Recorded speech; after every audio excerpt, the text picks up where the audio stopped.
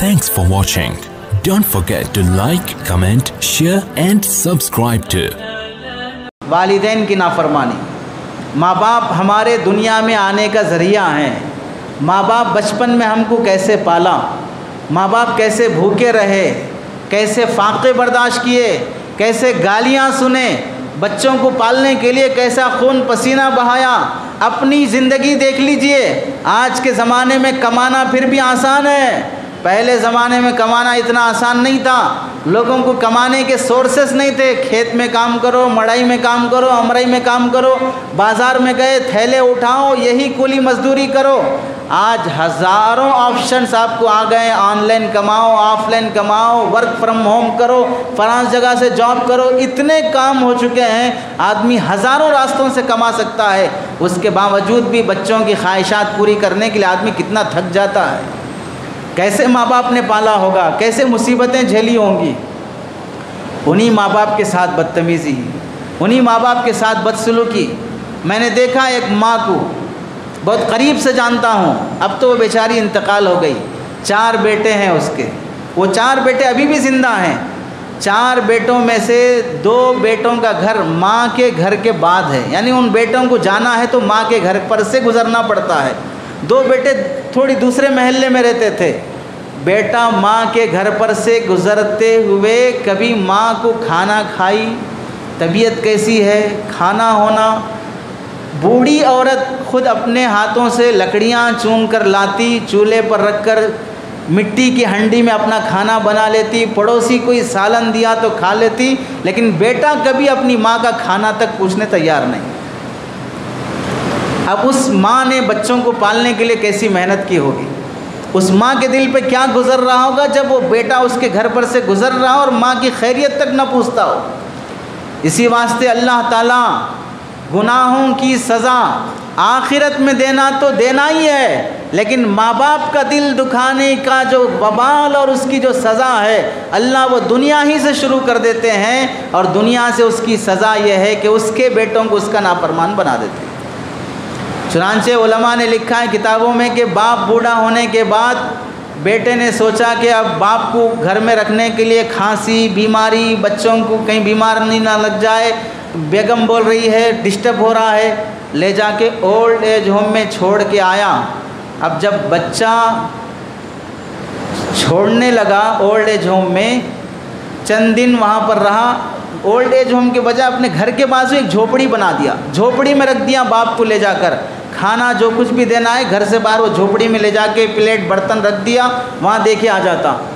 چند سالوں کے بعد باپ جب انتقال ہو گیا، بیٹے نے اس جھوپڑی کو آگ لگانے کے لیے جب آیا، آگ لگانا شروع کیا تو اس کا جو بیٹا تھا اندر جھوپڑی میں جا کر وہ پلیٹ، گلاس، کٹورا اٹھا کے لانے لگا. اس کے باپ نے پوچھا بیٹا یہ کیوں اٹھا کے لا رہے ہو؟ تو اس بچے نے کہا ابو جان جب آپ بوڑھے ہو جائیں گے تو پھر آپ کے لیے کٹورا اور گلاس کام آئے گا.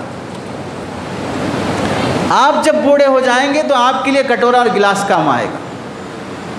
ہم جیسا اپنے ماں باپ کے ساتھ کریں گے، ہماری اولاد ہمارے ساتھ ویسا ہی کرے گی.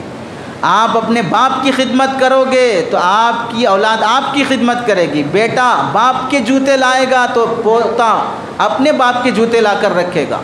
حضرت مولانا شفیع عثمانی صاحب رحمۃ اللہ علیہ، مفتی شفیع صاحب رحمۃ اللہ علیہ معارف القرآن کے مصنف ہیں. ان کے والد صاحب تھے حضرت مولانا یاسین صاحب رحمۃ اللہ علیہ. جب مفتی شفیع صاحب رحمۃ اللہ علیہ کے والد صاحب بوڑھے ہو گئے، گھر سے باہر نکلنے لگے نماز کے لیے یا کسی کام کے لیے، تو مفتی شفیع صاحب رحمۃ اللہ علیہ نکلنے لگے تو مفتی مولانا ذکی کیفی رحمۃ اللہ علیہ، مفتی شفیع صاحب کے بیٹے، انہوں نے اپنے والد مولانا مفتی شفیع صاحب رحمۃ اللہ علیہ کے جوتے لا کر رکھے. اب دادا بھی گھر سے باہر نکلے، ادھر باپ گھر سے باہر نکلا، ادھر دادا بھی گھر سے باہر نکلے، تو باپ کے جوتے بیٹا لا کر رکھا. اب دادا گھر سے باہر نکلے تو دادا نے پوتے سے پوچھا بیٹا میرے جوتے کہاں پر ہیں؟ تو پوتے نے کہا دادا جان آپ کے جوتے آپ کا بیٹا رکھے گا، آپ کے جوتے آپ کے بیٹے رکھیں گے. میں ان کا بیٹا ہوں تو اس واسطے میں ان کے جوتے رکھ رہا ہوں. باپ کی خدمت کرنا میرے ذمہ ہے، اور ایسے میرے باپ کے ذمہ ہے کہ آپ کی خدمت کریں.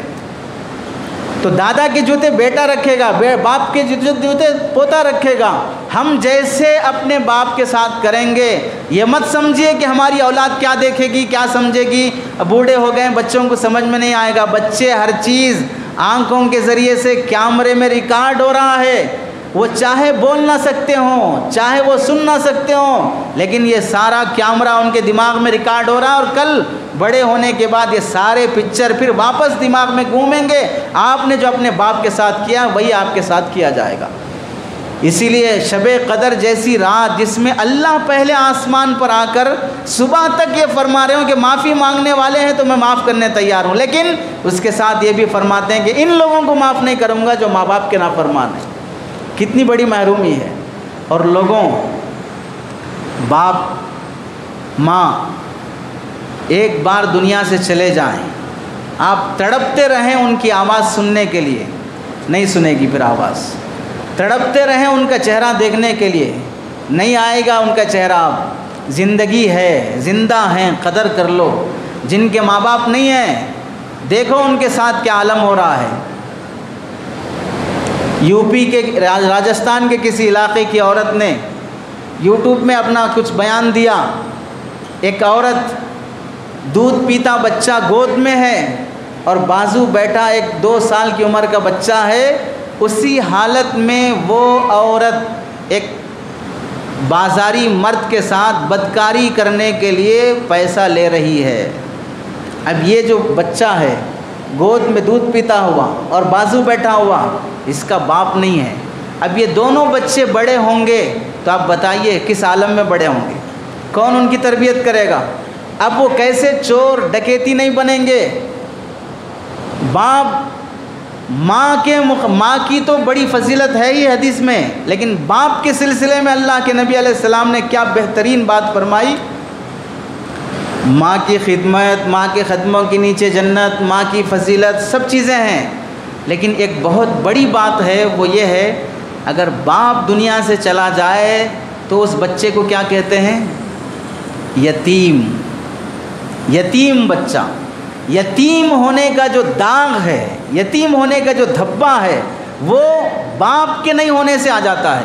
باقی ماں ہو، باپ ہو یا ماں چلی جائے پھر بھی بچہ یتیم نہیں ہے، باپ پال لے گا، دوسرا نکاح کر کے لائے گا۔ لیکن باپ چلا جائے، ماں رہ جائے اور ماں چاہے دوسرا نکاح کر بھی لے، پھر بھی اس بچے کو یتیم ہی کہیں گے، اس بچے کو یتیم ہی کہیں گے۔ اس واسطے ماں اور باپ کی کبھی نافرمانی نہ کرنا۔ اللہ کے نبی علیہ السلام نے دیکھا ایک مرتبہ صحابہ کے ساتھ بیٹھے ہوئے ہیں، اچانک ایک بوڑھی خاتون اللہ کے نبی کے اس مجمع میں دور سے آتی ہوئی نظر آئی۔ جیسے ہی اللہ کے نبی علیہ السلام کی نظر پڑی تو اللہ کے نبی کھڑے ہو گئے، صحابہ کو ہٹایا، اپنے جسم پر جو چادر اوڑھ کے تھے وہ چادر اللہ کے نبی نے نکال کر زمین پہ بچھا دیا۔ سرکار دو عالم صلی اللہ علیہ وسلم کے جسم اطہر سے جو چادر لگ جائے، آپ بھی دیکھ لیجئے، آپ کسی کو ولی مانتے ہوں، بزرگ مانتے ہوں تو آپ ان کے پاس پانی لاتے دم کر کے دے دیجئے، آپ ان کا ہاتھ لے کے سر پہ رکھ لیتے کہ بھئی سر پہ ہاتھ رکھیں گے تو بچے کو برکت ہو جائے گی۔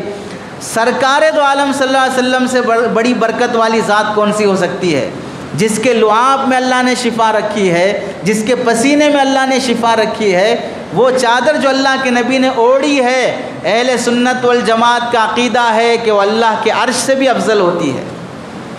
ایسی فضیلت والی چادر اللہ کے نبی زمین پر بچھا دیتے ہیں اور کھڑے ہو جاتے ہیں۔ اب وہ آنے والی جو خاتون بوڑھی عورت ہے اس کا استقبال کر کے اپنی جگہ سے ہٹ کر اللہ کے نبی علیہ السلام انہیں بٹھاتے ہیں۔ صحابہ پوچھتے ہیں یہ کون عورت ہے؟ تو اللہ کے نبی علیہ السلام نے فرمایا یہ مجھے دودھ پلانے والی ماں حضرت حلیمہ ہے۔ دودھ پلانے والی ماں، جنم دینے والی ماں تو دنیا سے چلی گئی، 6 سال کی عمر تھی اللہ کے نبی علیہ السلام کی، یا 2 سال کی عمر تھی چلی گئیں، لیکن دودھ پلانے والی ماں کا اتنا احترام ہے کہ اللہ کے نبی کھڑے ہو کر اپنی چادر بچھا کر ان کا استقبال کرتے ہیں۔ یہاں سے نقطے کی بات سمجھو، باپ ہونا کافی ہے، ماں کا ماں ہونا کافی ہے۔ میں چاہے ڈاکٹر ہوں، انجینئر ہوں، لائر ہوں، مفتی صاحب ہوں، عالم صاحب ہوں، کچھ بھی ہوں، میرا باپ جاہل ہو، میرا باپ ان پڑھ ہو، لیکن میں پڑھا لکھا ہونے کے باوجود بھی مجھے اپنی جگہ سے اٹھنا، میرے باپ کے لیے کھڑے ہونا، میرے باپ کے لیے اکرام کے طور پر جگہ دینا، یہ مجھ پر فرض ہے۔ اگرچہ کہ میں مفتی صاحب ہوں لیکن میرے باپ عالم نہیں ہے۔ باپ کی قدر کرنے کے لیے باپ کو ڈگریوں کی ضرورت نہیں ہے، باپ کا باپ ہونا کافی ہے بس۔ میرے باپ کو کیا آتا ہے، وہ جاہل ہے، ان پڑھ ہے، میں پڑھا لکھا ہوں، نہیں، باپ کے جاہل اور ان پڑھ ہونے سے فضیلت کا تعلق نہیں ہے، باپ کے لیے باپ ہونا کافی ہے بس، چاہے کوئی ڈگری لگے نہ لگے۔ یہاں سے کیا معلوم ہوا، اللہ کے نبی علیہ السلام سے بڑی فضیلت والی ذات کوئی بھی نہیں ہے، پھر بھی سرکار دو عالم صلی اللہ علیہ وسلم اٹھے، اپنی جگہ سے ہٹے، چادر بچھائی اور ان آنے والی خاتون کو اپنی جگہ پر اللہ کے نبی علیہ السلام نے بٹھایا۔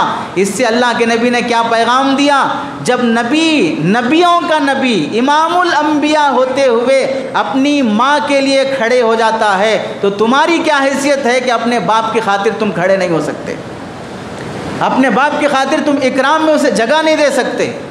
اور کتنے بڑے بدتمیز ہوں گے وہ اولاد جو باپ کے سامنے پیر پھیلا کے بیٹھی ہو، پیر ہلا رہی ہو، جواب دے رہی ہو، زور سے باتیں کر رہی ہو۔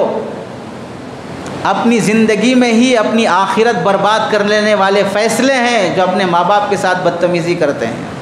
یہ ابھی تک آپ نے مفتی احمد اللہ آفیشیل چینل کو سبسکرائب نہیں کیا ہے تو سبسکرائب کر لیں اور بیل آئیکن کو پریس کر دیں تاکہ ہمارے ہر نیو ویڈیو کی نوٹیفیکیشن آپ کو جلد سے جلد مل جائے۔ جزاک اللہ۔